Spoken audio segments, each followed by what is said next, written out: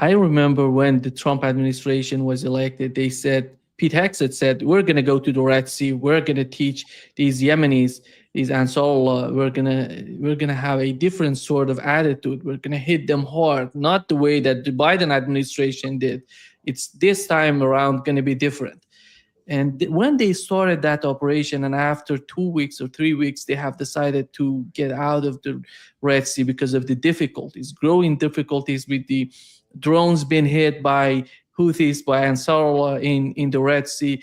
I thought that they're not going to open up a new front with Iran. I thought that that would be a huge lesson for the Trump administration. But it seems that they went with the war against Iran. And as you mentioned, the time is going on and the war is happening.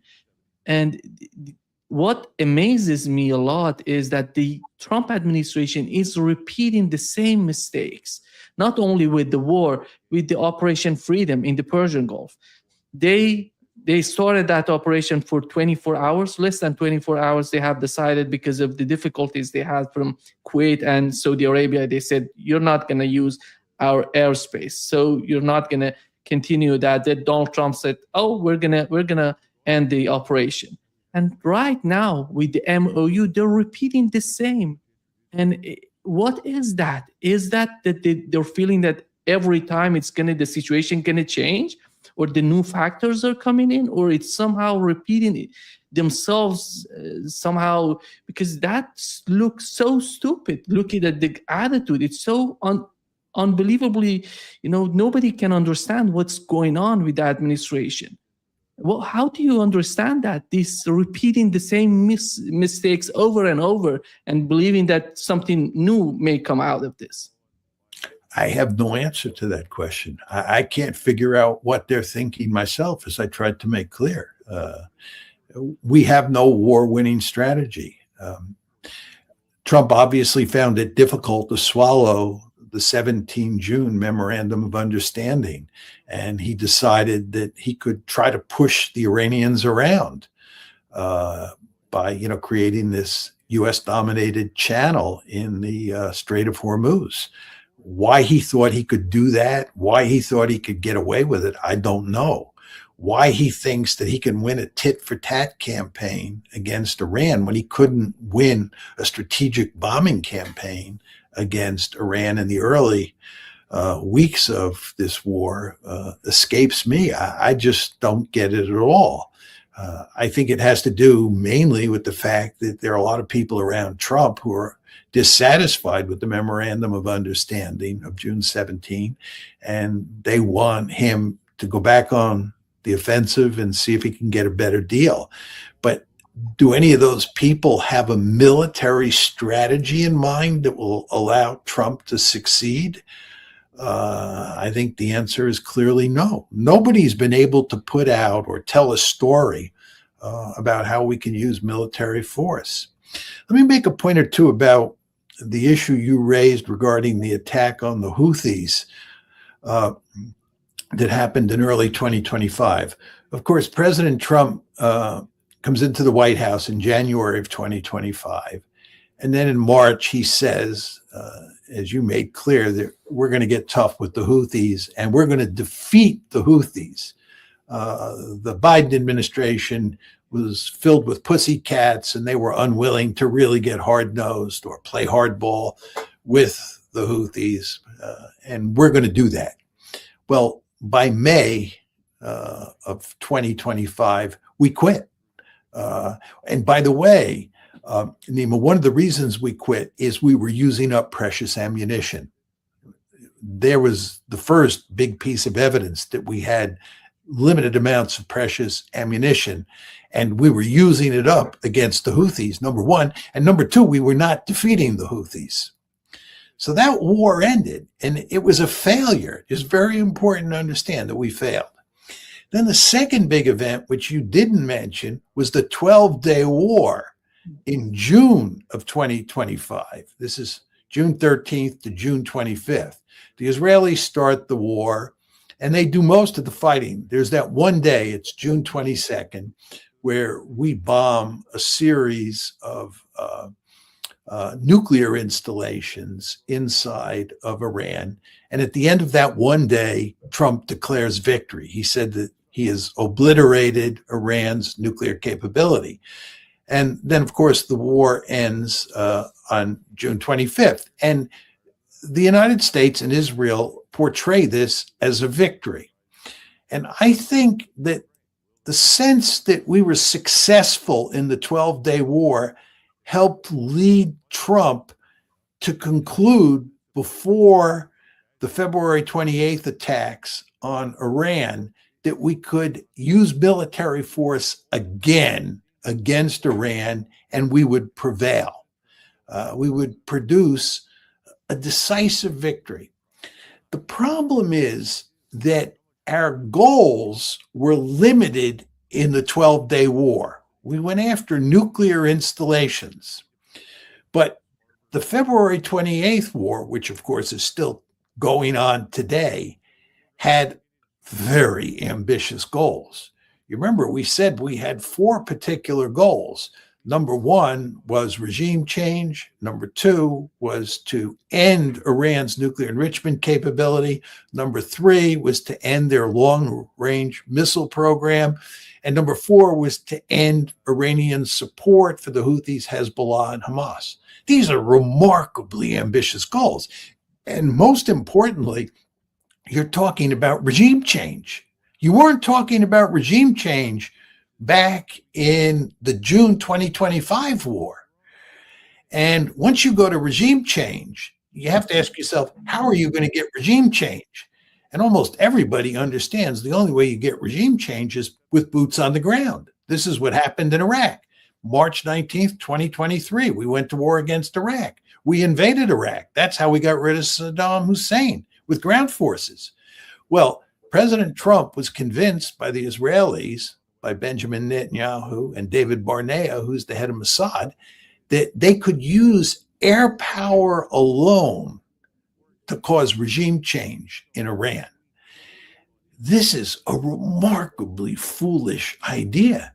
The evidence that this is not possible is overwhelming. And this is why many of Trump's principal supporters thought that accepting the Israeli idea that we should go to war on February 28th, and with a shock and awe air campaign that included decapitation of the regime leadership, we would win a quick and decisive victory, was delusional. It was delusional. And many of Trump's advisors thought that. But Trump himself was convinced by the Israelis that we had a war-winning strategy. And off we went to war on February 28th, and it failed. And it's hardly surprising that it failed. Again, the evidence is overwhelming that air power alone cannot cause regime change. Nevertheless, Trump decided he would try to do it. So the key point here is that this operation that started on February 28th was much more ambitious. And Trump, who had long argued that he was going to avoid regime change, fell into the trap of pursuing a regime change operation against a country with 93 million people that was fully capable of absorbing huge amounts of punishment and not surrendering. And the end result is we're in the total mess that we're in today. One of the major issues in the West Asia is the case of Palestine, is the case of Lebanon, is the case of Syria. Because Syria was supposed to resolve the Israeli problems or the problems in the region, but it seems that it's getting more difficult because of the complexity of the issue of Syria right now. There is no powerful government there or someone who's capable to manage the country. We have the presence of Turkey, the United States, Israel in the south. The thing is so complicated right now in Syria. The Lebanon case is the same way somehow. We have the Israeli occupation of the southern part of Lebanon. They have defined a yellow line the way they did in Gaza. And going to the West Bank and Gaza, you know that how difficult is that. You know, the settlers in the West Bank, it's, I would say, impossible to remove the settlers from the West Bank. And because you look at the West Bank today, some little points on the map when it comes to the PLO and the Palestinians in the West Bank. Here comes the question: is that in the eyes of the Iranians, in the eyes of the acts of resistance going from Yemen to Iran to Iraq to Lebanon, they all see the issue as one. It means that the occupation and the case of Palestine and the occupation in Lebanon as well. But in the eyes of Washington, they want to isolate these conflicts. With Iran, it's all about Iran and the United States. With Lebanon, it's about Israel and Lebanon. With the Gaza, it's going to be between Israel and Palestinians. How is that going to be possible for Washington to understand? Do you think that after all, the war is changing somehow the region, but how is that going to help Washington to understand that these are all connected? You cannot separate one from another. And how is that going to happen in the near future, or maybe in a decade? Well, all these conflicts are connected. You're exactly right.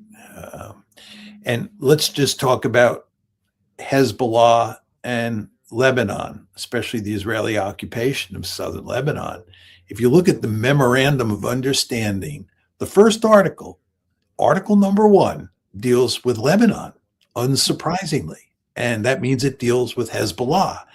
And this tells you very clearly that the Iranians are deeply committed to maintaining close relations with Hezbollah, Hamas, and of course the Houthis. Remember, the Houthis today have announced that they're closing down the Red Sea to the flow of Saudi oil. This shows you just how closely the Iranians and the Houthis are to each other. And the same thing, of course, is true with regard to Hamas, but especially with regard to Hezbollah. Now, moving forward, I would be willing to bet that what will happen here is that the Iranians will insist, before they agree to another memorandum of understanding, that the Israelis have to get out of southern Lebanon. That was, in effect, part of the 17 June memorandum, but the Iranians did not push hard on that issue. It looked like the memorandum of understanding was going to be operationalized without the Israelis getting out of southern Lebanon. I don't think that will be the case in the next memorandum of understanding. I mean, who knows for sure? But this issue is not going away for the reasons that you stated, that these conflicts are all interrelated. Now, very importantly, the Israelis understand this. And the Israelis' great fear is that the United States will sign a memorandum of understanding that limits their freedom in places like southern Lebanon, in places like Gaza, and with regard to the Houthis. That's what scares the Israelis. It's the Israelis more than the Americans who want to separate what's going on in southern Lebanon from what's going on between Iran and the United States, or what's going on in the Persian Gulf. And it's the Iranians who say you can't do that. The Iranians want to maintain the axis of resistance. So it's not clear how this is all going to play out moving forward. But the Americans are going to be in a very difficult situation no matter what, because the Iranians are going to put huge pressure on us to get the Israelis out of southern Lebanon and to get us to limit what Israel can do in terms of attacking Hezbollah. On the other side, the Americans are going to be pushed hard by the Israelis and by the lobby in the United States not to curtail Israeli operations in southern Lebanon against Hezbollah. And how the United States reconciles this set of opposing forces is very hard to say. Yeah. Do you see that the case of Israel believes that the next enemy is Turkey because of the situation in Syria? That would bring, it's not just about the United States staying in the region fighting Iran, it's about what is the perception of Washington of the West Asia? Is that going to be a new war? Is that a new conflict? Or they're going to have some sort of understanding of the position of these two. There are two countries, two important countries in the West Asia, Iran and Turkey. And Israel wants to fight both of them at the same time. And what is that for Washington? Just quickly, it's important to emphasize that Israel's grand strategy for dealing with the greater Middle East is to take any country that is potentially powerful or is actually powerful and to weaken it, if not wreck it. This is what they'd like to do in Iran. And they fully understand, the Israelis, that Turkey and Iran are two countries that have a lot of people, a lot of human capital that's capable of producing sophisticated weaponry and a sophisticated economy and so forth and so on. So the Israelis not only want to weaken Iran, they want to weaken Turkey. They see Turkey as an adversary that has to be dealt with. And if you listen to Naftali Bennett talk, who is a former Israeli prime minister and might be a future Israeli prime minister, you quickly understand that the Israelis have their gun sights on Turkey as well as Iran. Iran is the number one problem at the moment. But were they to finish off Iran, they would quickly pivot toward Turkey.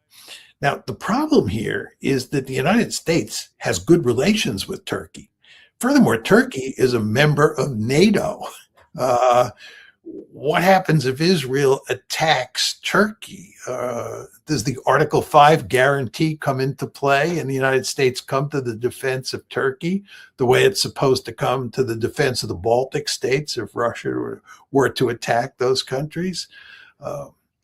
I think that, if the Israelis attacked Turkey and we sided with the Israelis against Turkey, this would have enormous consequences for NATO.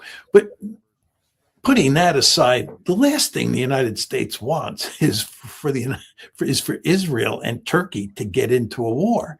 We will put enormous pressure on the Israelis not to pick a fight with Turkey. So I think, despite all of the rhetoric coming out of Israel about how Turkey is a potential enemy that has to be dealt with now rather than later, that's not really going to add up to much. When Donald Trump comparing the war with Iran to what has happened in Vietnam, in Iraq, and Afghanistan, it comes to everybody's mind that maybe he's thinking of an endless war, a new endless war against Iran. And how is that? Do you think that's happening in the mind of the establishment? I'm not talking about Donald Trump himself. I'm talking about the deep state, the establishment in the United States. Well, I think more and more people are coming to realize that we have no way of ending this war quickly on favorable terms. And then the question is, do you get an endless war? Does this look like Afghanistan? Or do we cut a deal here? And I think it's more likely that we'll cut a deal. I don't think you're going to get an endless war. I don't think we have the munitions to go on fighting for month after month. And I also think the potential economic damage of this war continuing is great enough that President Trump will try to shut it down again. And as I've emphasized, you want to remember, we did shut it down once. The Memorandum of Understanding on June 17th was designed to put an end to this war. President Trump signed that memorandum.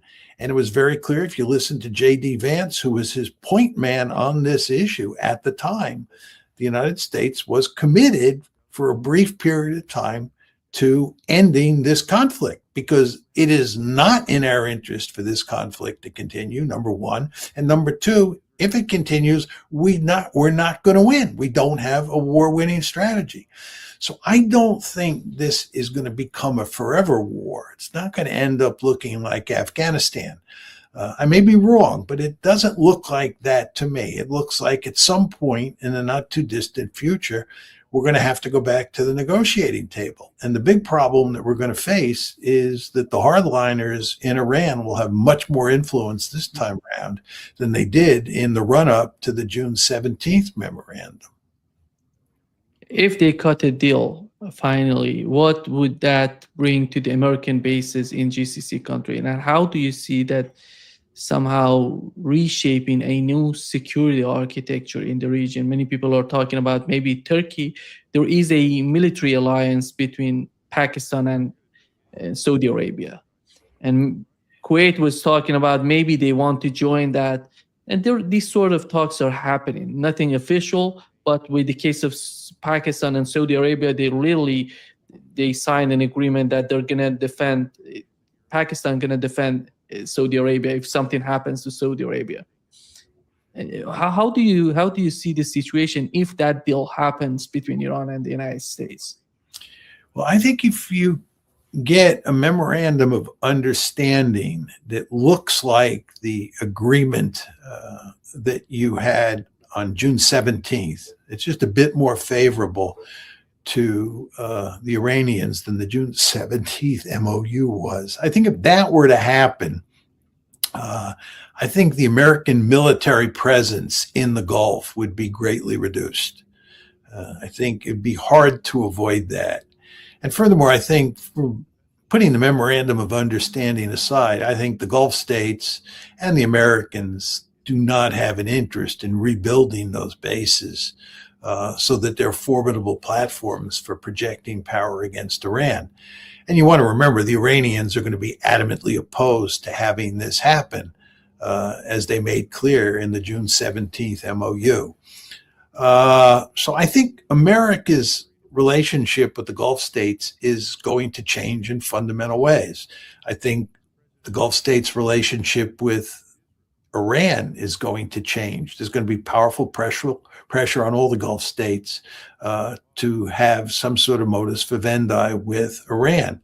Then there's the question of China and even Russia. I think China especially, but maybe even Russia, will have more of an influence in the region than was the case in the past. I personally don't see the Turks or the Pakistanis or the Egyptians or any of those countries having much influence on what the security architecture looks like in the Persian Gulf area moving forward. I think that's really up to the Gulf states. It's up to the United States. It's up to Iran. And I think China and Russia will matter here. This is not to say that Turkey will be irrelevant or Pakistan will be irrelevant, but I don't see those countries putting together an alliance structure that's going to have a meaningful effect on security in the Persian Gulf.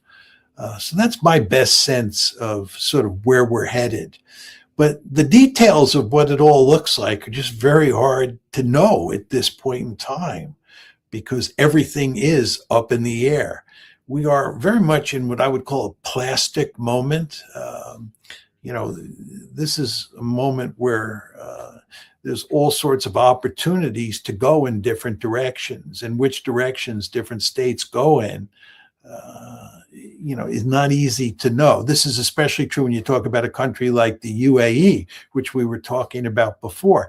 It looks at some days like the UAE is going to join forces with the United States and Israel, and other days it's going to join forces with the other Gulf states, and that they're all going to work out some sort of modus vivendi with the Iranians. Which way the UAE goes really does matter. You can imagine a situation where there's a split among the Gulf states themselves, where the UAE is on one side, the Saudis are on the other side, and we all know the UAE and the Saudis don't get along at all. And that presents a very different situation than one where the UAE and the Saudis are basically in bed together trying to figure out, how to work out some sort of arrangement, some sort of security arrangement with Iran. So all this is to say, we can see the broad outlines of where this is all headed, but in terms of the details, it's very hard to say. the wars in Ukraine and in Iran, they're bringing Russia and Iran together. As the way it worked with the war in Ukraine, how just imagine how was the relationship between China and Russia before the war started in Ukraine. It's just unbelievable looking at the relationship and how close these two countries are together and how dangerous that is for the American hegemony in the region and and not only in the South Caucasus, in the West Asia, in Europe, all together. Because my understanding is that the basic war is between the United States and China. These are all battlefields for Washington. And how is that working in for those people who are mastermind of the U.S. hegemony? Wolfowitz doctrine, which was the main objective, was no regional power, no superpower. But it seems these two battlefields are making the situation worse for the U.S. hegemony. And Well, go ahead. two quick points. One is that there is lots of evidence that the Chinese and the Russians are helping the Iranians wage their missile and drone campaign against